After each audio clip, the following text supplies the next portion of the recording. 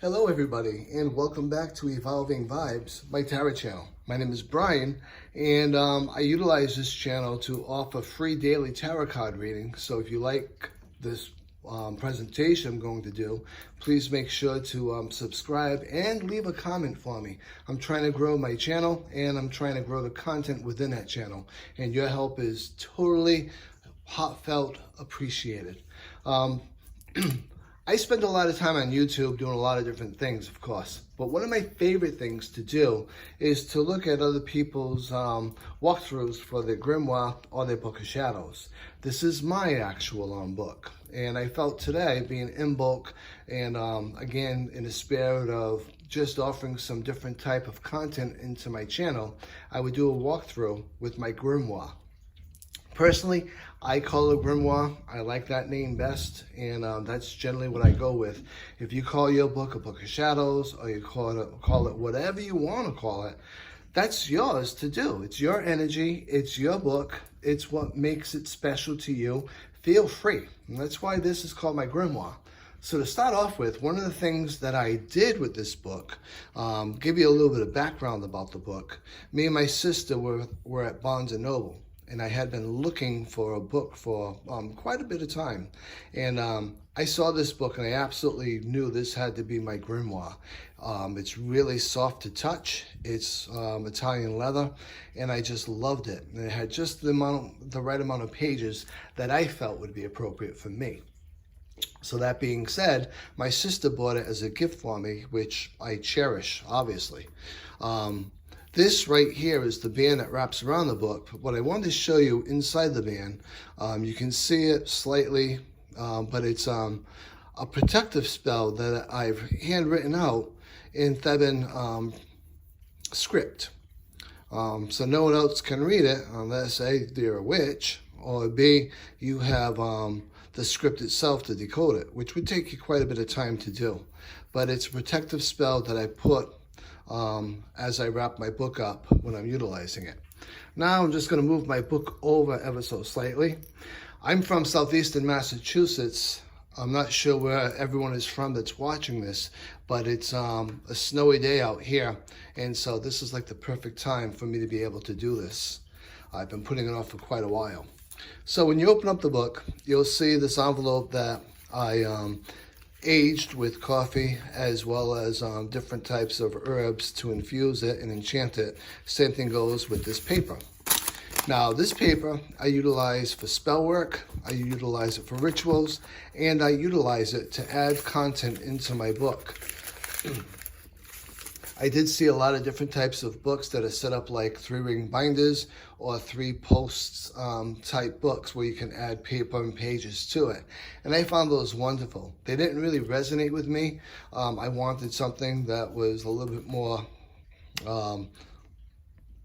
like an older type book. And so I actually went with this, but to solve the situation of finding more content on a topic that I've already written about, rather than adding more pages to the back handwritten, I tend to write the content on here. I use a double-sided tape so it goes on like a post-it note, and I just tape it to whatever corresponding page that goes with. And you'll see examples of that throughout the book. This right here is a protective sigil that I utilize quite a lot in my life, both around my home and on other aspects. And you'll see it here and there throughout the book. Along with that, this is just a bit of a protective spell that I put together for myself for the book. This is the actual dedication for my book. And this is a picture that really resonated with me.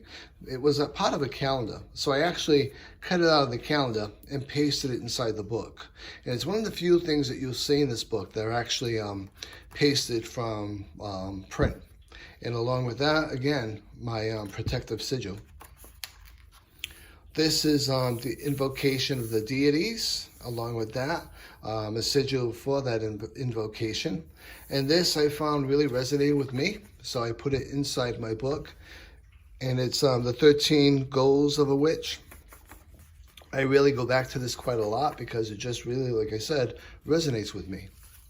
What you'll find I have in my book is throughout the book, I have both poems, I have different types of affirmations and sort of things like that. Some of them are just silly, some of them are really deep, but they just resonate with me. Like this one right here is just sort of kind of tongue-in-cheek, but I love it. It's know thy lane and stay within it. And I just thought it was great. On this page, you'll find the witch's alphabet. As we talked about before, the Theban script, which is what I use a lot of times for spell work when I'm doing a jar, as well as I said before, for different types of protection material that may be seen by others, but I don't want them to understand what it actually means. Then, of course, the witch's runes, which I do use for different types of rituals and spell work. It continues on to there, as well as this page here. And these right here that I cut out and I pasted in the book, they came from the 2020 Witches calendar. I really love those calendars, and I love the artwork, and I cut out the most favorite ones that I liked and put them inside the book. So if it looks familiar to you, that's actually why. Then I have the runic alphabet and runic magic. And I have the tarot magic. And again, some affirmations and poems and just different things that vibe with me. But the tarot magic I use quite a lot because you can do a lot of different things with tarot cards. As I said earlier, I'm a professional tarot reader. I do offer tarot readings for a fee. I do the free ones that I post on YouTube, and I do a lot of different types of witchy type fairs. Right now, because of COVID, we're not doing them in the wintertime because we don't really want to have that many people indoors around us. But I'm lucky enough to be part of a group where we do quite a lot of successful ones in the warm months outdoors. And I cannot wait to get back into that. Now, one thing I will bring to your attention, this book didn't come with any page keepers. So what I ended up doing was making a page keeper by putting a piece of hemp, beating it up so it wouldn't slide through the binding cover, and then beating it up at the top right over here. So again, it wouldn't slide through the binding cover. And then as I need page keepers, I just take a piece of hemp string and whatever resonates with me as the very end of it, and I tie it off at the very top, and voila, instant page keepers. And you can add as many as you need to add as you get into your book and different areas that you want to be able to flip directly to. And each one's slightly different, so I have an idea of what each one means. So I know what page it's actually keeping. But the tarot magic I do enjoy doing. I find it quite effective, and it's certainly something that anyone can really adapt into their practice. It took me a while to find all of the information I needed and wanted to find on doing the tarot magic, but certainly that was part of the fun for it, the journey. And again, some more affirmations, some more poetry, things that I really like. This one's one of my favorite ones right now, and I'll read it to you. Ask the child you once were. Ask the elder you are becoming. Ask the spirit you will someday be. They will give you answers. So I find that really cool, and I utilize that quite a bit. Again, some more affirmations and some more tarot magic. This one's the Major Arcana, which is why it's color-coded. You can get the cards, and what I like to do, and you'll see that when I get a little bit further down with my tarot, is I color code each set of cards, wands, cups, etc., so that at a glance I know which they are. Like obviously cups is water, wands is fire, henceforth the color coding. And my brain responds well to colors. So you'll see a lot of different colors within the book, but it's done by marker, not by printed paper and that sort of thing. Yellow, to me, is all about air, which is swords. And green, of course, is earth, which is pentacles. And again, going into the tarot magic and some more affirmations. On this page, and some quite a few pages coming up are all herbs and magic. I do, if I had to classify myself besides just being a witch, I would say I'm an eclectic witch, because I don't follow any one thing. I'm not a green witch, I'm not a sea witch, that sort of thing. I take whatever resonates with me from all of the practices and I utilize it. And solitary, I don't belong to a coven. Not that there's anything wrong with that, it's just not my vibe. I enjoy doing things on my own. I do have quite a lot of friends that are witches, and we'll share information, we'll share rituals, and we'll do things of that nature. And then sometimes we'll even do rituals together, but it's not in that coven style formality. It's very informal. So here are some herbs. And again, here's another page keeper that I utilize. And I have, if you saw my cupboard in my kitchen, and maybe one day that'll be another video, you'd see all the herbs that I do have, which I use for teas, I use for a lot of different types of rituals and spell work.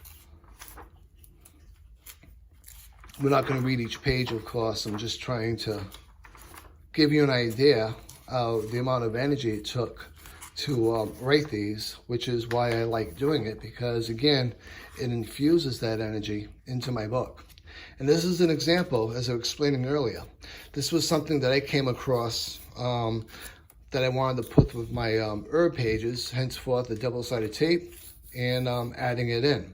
And this one specifically is about herbs for smoking. And I'm not saying you should do that on a daily basis. I'm not even saying that you should do that. Certainly, there are certain herbs that are relatively safe for smoking if you're utilizing them minimally. Like mugwort, I would use, and I have used, before I actually go into meditation, when I want to either astral project or get really vivid dreams. And I may do this like once, twice a year. So that's what I mean by smoking herbs. It's not something you'd want to do on a daily basis, certainly. And again, another poem that I really liked. It's an actual old Apache proverb, and it really resonated with me. Henceforth, it made it into the book. And again, some herbs for spells, the correspondences, what you might want to utilize them for. These are all things that I have utilized them for. And again, a little add-on for that. And we follow up next with the Celtic tree calendar. I found that that really is something that interested me, that really resonated with me. Henceforth, I added it into my book. So we have the complete Celtic tree calendar with its corresponding dates and its name, like the birch moon, the rowan moon, that sort of thing. And it carries through a few pages, as you can see, which brings us next to the Wheel of the Year, our Sabbats. So this is sort of like an overview of each of the 8 Sabbats, what it actually is, and some of the correspondences that go along with it, and some of the activities that you could actually do with it. But you'll see this pop up again a little bit later on down into the page. And again, right here and here, this was a happy little accident that I wanted to cover up. And so I found these 2 pictures from the same book that I actually kind of liked. So they made it into my grimoire.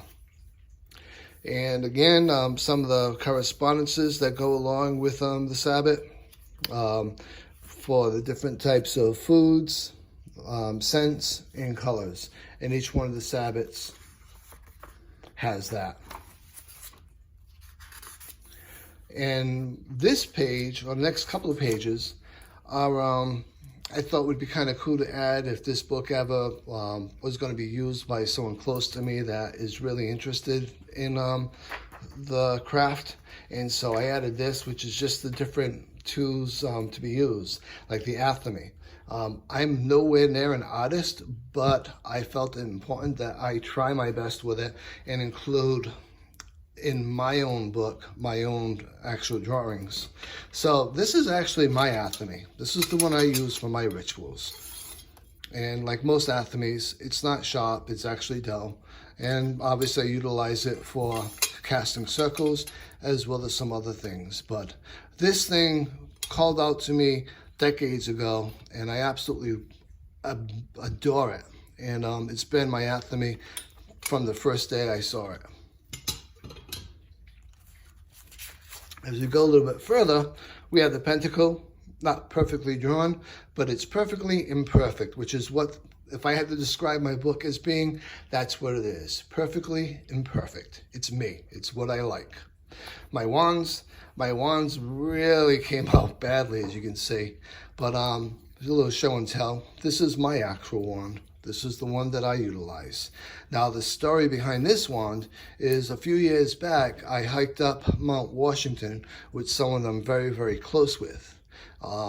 About midway up the mountain, I came across this stick, which was much longer. And I was using that as a walking stick as I was walking up. And when I got near the very top of the mountain, finishing my hike, this stick separated itself and left me with this perfect length for a wand. And because of the energy involved in hiking up Mount Washington, because of the majestic, intrinsic magical value of hiking up Mount Washington, this became my wand. Now this very end is a little bit burnt. That's because when we got back to camp after the hike, we obviously lit a fire. And this was used by both of us to poke in the fire and that sort of thing. And it obviously charred up a bit. And I love this wand. This is something that will always be my wand. And again, it's a magical tool I use quite a lot. And it's so much infused with my energy. It's insane. So that's the story of my wand.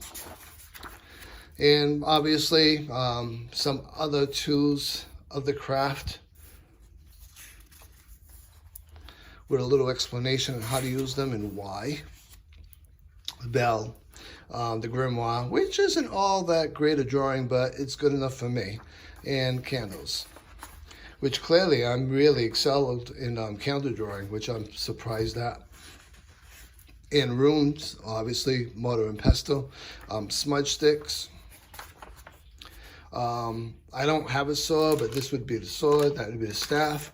But this I added after I finished this, which is actually mirrors, and how to use mirrors as a magical tool, and different ways of using them. So it ended up there. And casting a circle. And this is what I actually use when I'm casting my circle and then opening my circle back up. And then color correspondences for different things. Now, I'll be the first to say, with candles, with colors and all of that, it's nice to use those, but it's not necessary. It's all about our intent, right? So, yeah, you can use different colors for different types of intents that you want, but it's not necessary because it's all about your intent and it's all about your energy to make everything flow forward. So don't ever make a ritual or a spell wait because you want to go out and get the correct colors, is the moral to that story. Use what you have on hand, be confident in yourself and be confident in your intent, and things will be fine. This right here are different magical hours of the day and different things that you can do during those times. And it's a guideline. Like I said, I cast when I feel I need to cast. I'll do a ritual when I feel I need to do a ritual. I won't specifically wait for a very specific time to do. Certainly there are some times where I have, but it's not the rule of thumb for me. But I did want to put that in there because it is a pretty cool go-to tool. Same thing goes with these next couple of pages. This really resonated with me. I really enjoyed it. And I found researching it was a lot of fun. But this is different ways of predicting the weather based upon Indian cultures, based upon observations of nature and that sort of thing. And so it's based upon culture, folklore, and a lot of different aspects. But I find it's quite remarkably accurate. I use it quite a lot. And then again, we have the hours of the day that are magical, and now we have the magical days of the week. different days that you can cast different things. I do know a couple people that live and die by this. I'm not one of them. I'll do a spell when it's calling out to me to do the spell or the ritual, and sometimes I'll do it on a corresponding day. It really depends on what I'm doing. And no book would be complete, right, without going into the moon magic and the different phases of the moon and what we can expect to do with them. And along with that, I added this page to it, which is moon glyphs. I found it really interesting. I do utilize them sometimes when I'm doing different types of spells or rituals. Well, I'll inscribe it on my candles. So it's quite helpful for me. This is my sigils page. Currently, one of my favorite sigils is this one right here, which is the sigil to fuck off. I do use that one quite a bit, but I do utilize sigils quite a lot when I'm doing different spells. And there's a lot of different types of sigils that I do have. Some take a little bit more time to draw than others, but all of them I find resonate with me.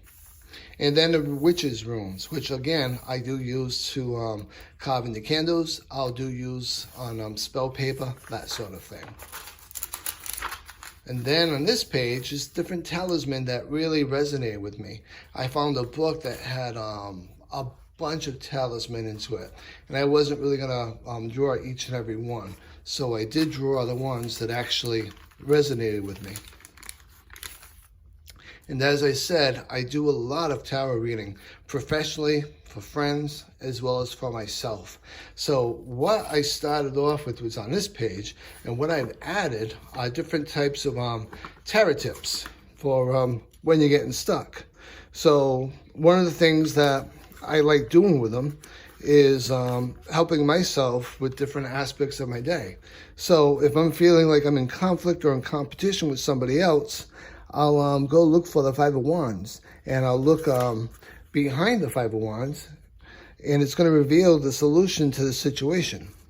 So there's, again, a lot of different types of tips and that sort of thing. That's just one, but through my research and such, I found a bunch of different ones, and I'm sure this is going to get added to eventually. And this section right here is my tarot section. Each 70 of the tarot cards are represented in here. And what I tried to do with it was actually put down some keywords that really pop when I'm looking at the card. Along with that, some thoughts for thought provocation when I'm looking at the card. And I do a lot of shadow work for myself. And so I include a little area for shadow work with different types of prompts, different types of questions, that sort of thing. And then I've added some stuff here and there, which as far as the timing of the card goes and that sort of thing. And once more, a page keeper, one of my handy dandy page keepers. So this is the major arcana. It's color coded by purple, as you can see. And as we get moving forward into the card, or into the pages, we have a minor arcana starting, which is cups, which is why it's blue. Now, in the midst of it all, I actually included some tarot spreads that I use quite frequently.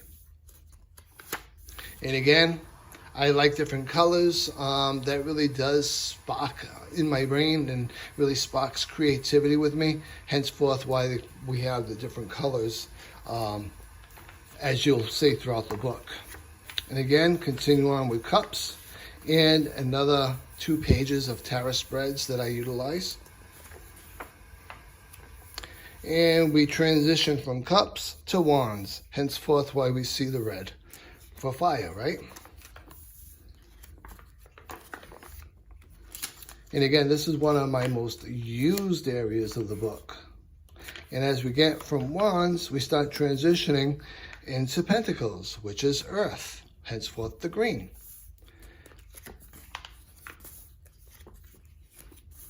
And from pentacles, we go through the final transition to swords, henceforth the yellow for air.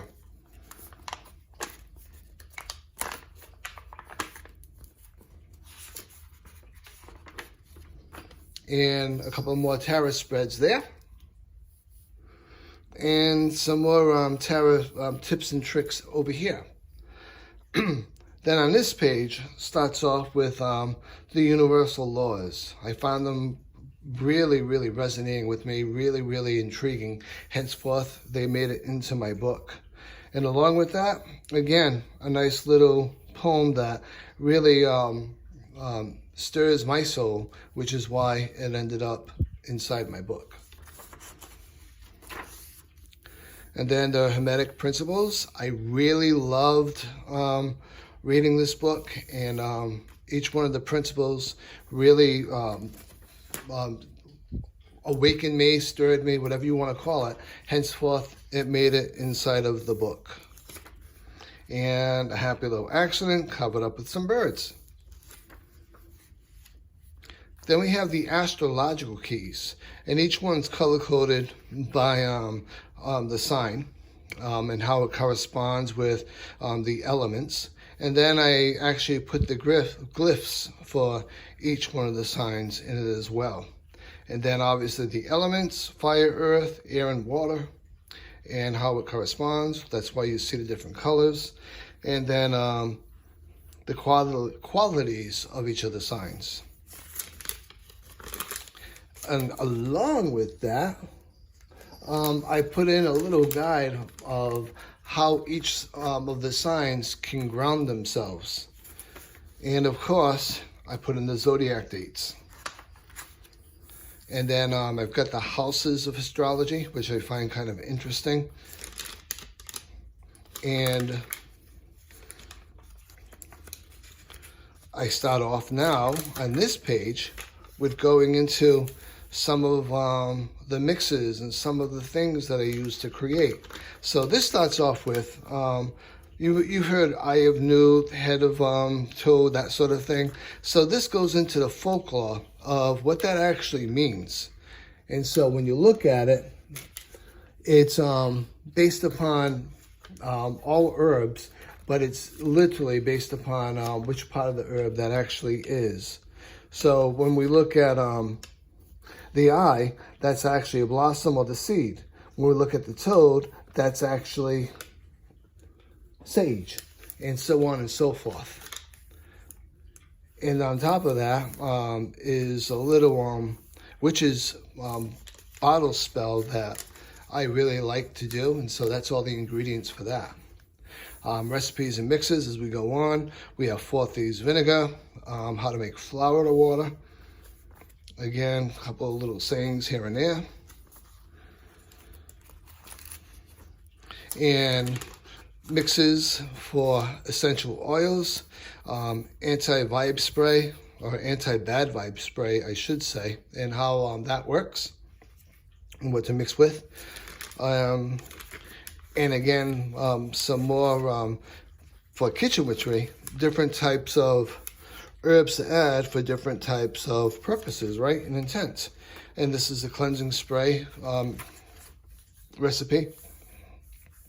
And again, some more of that kitchen witchery with mixes and scents. And then this is actually all oil blend recipes that I utilized for various things. But there's quite a lot of them. And again, some add-ons to it that I put there. And as we go a little bit further, very specific oils for protection, for lust, for power, for visions, that sort of thing. I do like the psychic blend, and I do keep that one always mixed up. As I said, I'm a medium and a reader, and so I use that quite a bit when I'm going out to do events. Altar oil, I do have some right on my altar, actually, right here. Don't leave home without it. That's something that I mixed up myself. Then we have different types of ink. Dragon's blood ink, bat's blood ink, money powder, dove's blood ink. I must say, straight up, none of these recipes include any type of blood, of course. It's all very specifically resins, herbs, and oils. And then we go on with some more recipes and mixes. This for more health benefits, like for the cold and flu, what type of herbs to use for that. When we're looking at anxiety and stress, what herbs to use for that. Arthritis, and one of my most favorite for any type of inflammation is turmeric. I use that quite a lot for a lot of different things, and so on and so forth for different types of ailments. This is some roll-ons that I've made. This one's for empaths. I'm an empath. I use that quite a bit. This roll-on is tongue-in-cheek called liquid morphine because it helps relieve pain. Of course, non-narcotic. It's all just herbs and oil. My ingredients for black salt that I make. My ingredients for hot foot powder that I make. And my ingredients or mixes for magic water. What each type of water you might collect, what it actually can do with its intent and its correspondence. I love this page and I use this quite a bit also. And then this is my chakra page, so to speak, on how to unblock a chakra. And some of the things that you may want to consider as far as talking points with the chakra. And this right here is how to utilize a pendulum to identify some of the issues you may have going on with your chakra. Again, some more recipes and some more mixes. Witch's protection bottle. I have one in my home, and this is what I utilize when I'm making a new one, which I only really make if I ever move. My witch's oil. I make a lot of herbal teas, go figure. So I do have quite a lot of tea recipes in here as well. This one happens to be the witch's tea. I do have, because it's a combination of things, the laws of karma, because when I was going through that really sang out to me, so I put that in here. Along with that, I put down some more about astrology because I wanted it inside this area as a little bit of a break, so to speak. And again, some more tea recipes, quite a bit of tea recipes that you'll find. Self-love spell jar. I do a lot with spell jars and a lot with witches balls, and that's where I get most of my ingredients put together from this recipe that I've made over the years. So this one's a protection spell jar, which you can utilize for witch's ball. Prosperity spell jar, same thing. Both of these work really, really well. Creativity, I'm not going to read them all to you, but these are all, because it's recipes and mixes about spell jars. And again, another spell jar add-on. More spell jars, and again, another add-on to it. And then teas, and different types of teas, because if you make your own tea, you know that you do add herbs, but a lot of times you also add some form of base tea to it. So these would be the base teas and what their intent would be, how they correspond to utilize with some of the herbs that you may want to use with the same correspondences. But again, it's all up on how you literally want to practice and do your thing. Same thing goes over here with different types of herbs and such, and some of the magical correspondences with that. As I said, this is one of my favorite sigils, so I just put it in here because I had some empty spot and it just really entertains me. And I knew someday I'd be flipping across the pages and would give me a chuckle like it just did. Some more recipes and mixes. Witch's tea again, elderberry tea, meditation tea, psychic tea, chai tea. And then we get into tree law with each one of the trees and the folklore behind it, and as well as whatever god is actually corresponding with it. This wasn't a happy little accident. I just love this owl, so it ended up over here too. And then we get into the crystal magic. One of the witchy shops that I go to in Braintree, Open Doors is actually called, used to keep a pamphlet by their stones with the explanation of each and every stone. So rather than me write down each and every stone, this is one of the few things that I actually pasted inside my book. And under each one of these papers is a sigil that I actually drew with anointing oil. But it's from my crystal magic. And you'll see down here, I've got them alphabetized. So I know this is all O's, this was M, this was N, and I got them highlighted so I know where each one stops. And it goes on and on and on. Don't mind me, my little boy Loki just tried to jump on my altar with my lit candles. I did not want to see that happen. This really resonated with me when I found it. So a friend of mine actually found it, one of my closest friends, and he had it printed out. And I actually was able to get it from him. And again, it's just a little saying that I really liked. And so I just wrote it down there corresponding with it. This is the spiral and what it means to me. And again, this is a little bit more rune work as well as a Gia blessing that I really, really liked. And we go back over to some more recipes and some more mixes. Again, these are all for teas. And then we get into our spells and our rituals. So I started off because no spell or ritual would be complete without starting off the rituals for each of the 8 Sabbats. So that's what each one of these pages represents. This is the Yule Sabbat. This is the ritual that I do with the Yule Sabbat. And this is actually the glyph that corresponds with the Yule Sabbat. Same thing goes with Imbolc, which is today, and corresponding glyph for that, as well as my ritual for that day. And this goes on and on, ending with Samhain. And then we go back over to spells and rituals, and this is a spell that you can utilize with the Witch's Rune.